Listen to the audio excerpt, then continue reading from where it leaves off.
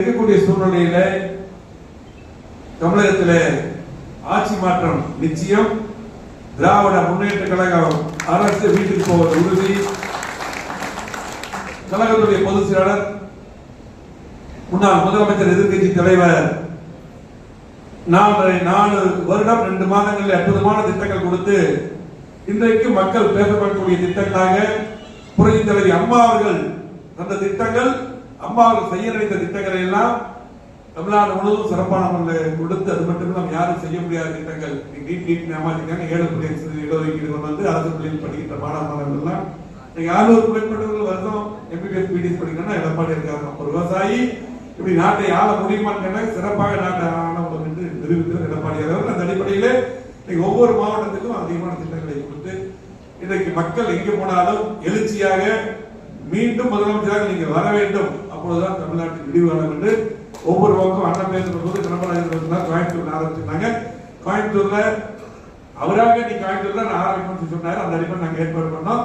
புரிதல் அம்மா அவர்கள் 2010 நீங்க எல்லாம் அன்னைக்கு வந்துருப்பீங்க. அப்போ நாங்களாக அப்ப வந்து நான் மாவட்ட செயலர் சட்டமன்ற உறுப்பினராக இருக்கேன். அப்ப என் மாவட்டம் கூட எம்எல்ஏ இருந்தேன். அப்படி 2006 எம்எல்ஏ வந்து மாவட்ட செயலர். அப்ப வந்து நாங்க ஆர்ப்பாட்டம் நடத்துறதுக்கு ஒரு அம்மாவுக்கு ஒரு அனுமதிக்கு கடிதம் வச்சோம். அப்ப அம்மா அங்க இருக்காங்க. போது நானே அதுக்கு வரேன்னாங்க. அப்பதான் செம்மொழி மாநாடு காய்ச்சல் நடந்தது பார்த்த முடியும் அமர்த்தம் பண்ணாங்க. உடனே நாங்க ஒரு ஆர்ப்பாட்டம் நாங்க நடந்தவங்க தான் வச்சோம். அப்ப வந்து அம்மா இல்ல நானே வந்து கலந்து அப்பதான் அந்த மாநாடு தான். அதுக்கப்புறம் தான் எல்லா பத்திரிகையும் மீண்டும் அதிமுக ஆட்சிக்கு வந்து சொல்லி எழுத ஆரம்பிச்சோம்.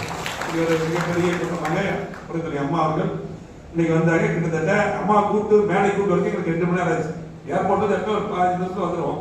2 மணி நேரம் ஆச்சு கூட்டு திரும்ப அம்மா ஏர்போர்ட் போய் எங்கிட்ட 1.5 மணி நேரம் வந்து அவ்வளவு சந்தோஷமா பேசினாங்க. 1.5 மணி நேரம் அதெல்லாம் மறக்கவே முடியாது. இன்னைக்கு அதே போல இன்னைக்கு புரட்சித் தலைவர் எடப்பாடியார் அவர்கள் எங்க பார்த்தாலும் மக்கள் வேணும். இப்ப நம்ம எல்லாம் பாத்தீங்கன்னா போறோம் அதிகாரம் பேசுறவங்க எல்லா பக்கம் பொதுமக்கள் திரண்டு எங்க போனா அதில் நின்று குடும்பத்தோட போனாலும் வண்டியில போன நிறுத்தி கை காமிச்சு கும்பிட்டு அவரை வந்து நீங்க தான் அடுத்த முதல்வர் சொல்லிட்டு போறாங்க. அந்த அளவுக்கு மிகப்பெரிய எழுச்சியை தமிழ்நாடு முழுவதும் பார்த்து கொண்டிருக்கிறோம். நிச்சயமாக எடப்பாடியார் முதலமைச்சராக வருவது உறுதி வந்திருக்காங்க.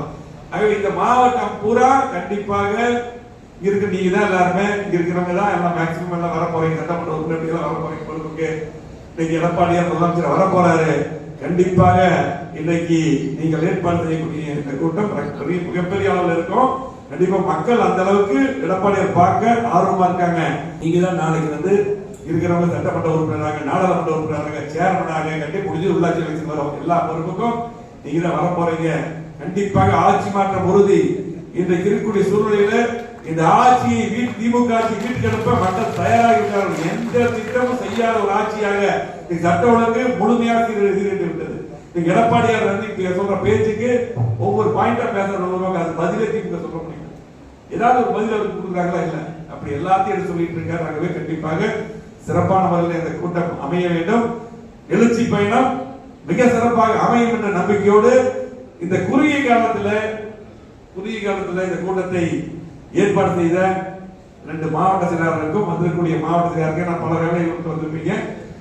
பொறுப்பாளர்களுக்கும், ஏன்னா இங்க எல்லாத்துக்கும் பொறுப்பாளர் போட்டிருக்காரு. பொறுப்பாளர் போட்டவங்க எல்லாருமே இந்த பூத் கமிட்டி அமைக்கிறது மட்டுமல்ல, பொதுச்செயலாளர் பொறுப்பாளர் உடன் வந்து எத்தனை பேர் வராங்க, எத்தனை வண்டி வருது நீங்கள் கொண்டு வந்து அவருக்கு மாவட்டத்தில் உறுதுணையாக நீங்கள் இருக்க வேண்டும் என்று அன்போடு கேட்டு, புரட்சித் தலைவர் எம்ஜிஆருடைய ஆட்சி, அம்மாவுடைய ஆட்சி 2026 நிச்சயமாக அமையும். எந்த மாற்றுகள் கிடையாது. மக்கள் ஆட்சி மாற்றத்தை முடிவு செய்துவிட்டார்கள்.